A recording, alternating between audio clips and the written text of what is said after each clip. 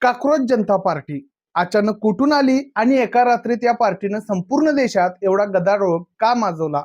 चला यामागचं खरं कारण या मिनिटामध्ये जाणून घेऊया.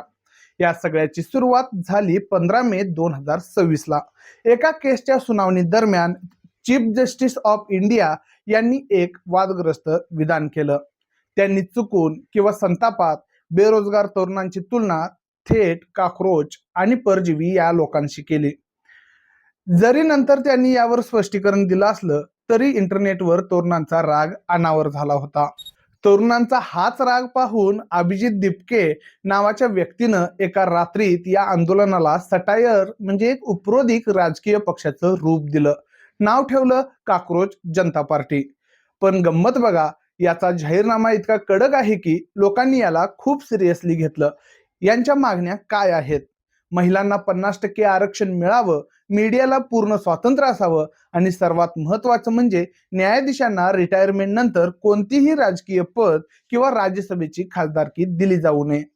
फक्त 48 तासामध्ये तरुण आणि महुआ मोइत्रा सारखे मोठे नेतेही या मोहिमेला पाठिंबा देत आहेत.